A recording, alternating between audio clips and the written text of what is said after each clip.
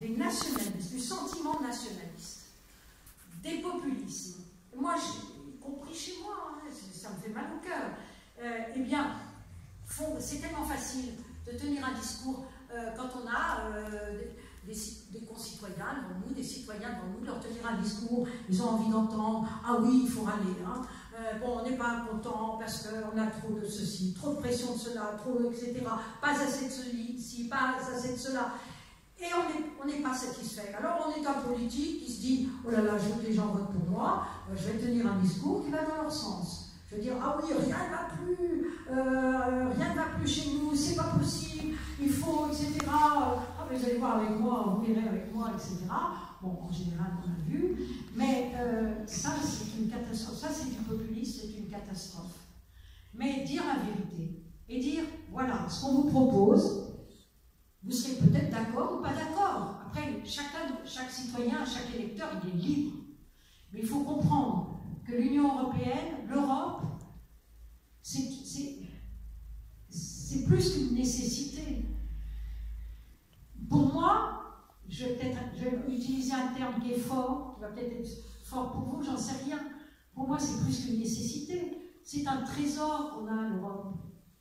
Quand on a vu tout ce que l'on a revu dans nos journaux, sur nos télévisions, concernant la Première Guerre mondiale, le centenaire de la Première Guerre mondiale.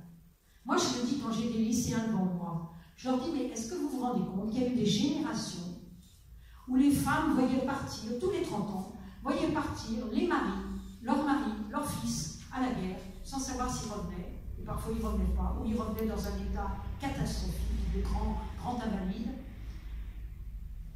Nous, moi, je suis la génération d'après-guerre. On a eu cette chance de ne pas connaître ça.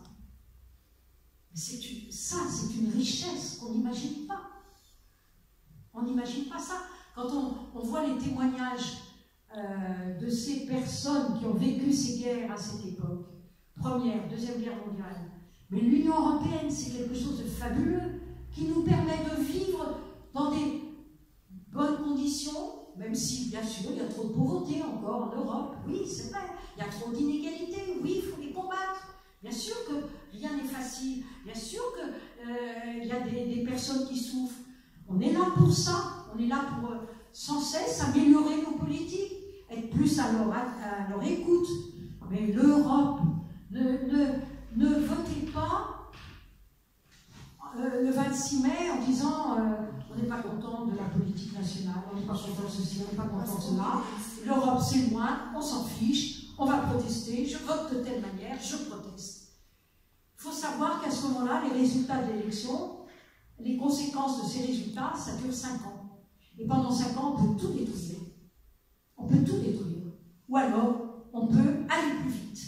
S'il y a une vraie majorité pro-européenne qui sort de cette élection, avec j'espère, des dirigeants qui voudront aller de l'avant, et bien à ce moment-là, on peut essayer d'aller plus vite.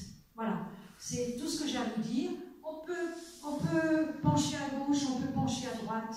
Il y a des Européens de droite, il y a des Européens de gauche, il y a des Européens du centre. L'essentiel, c'est de voter en faveur de l'Europe. Une dernière question et puis...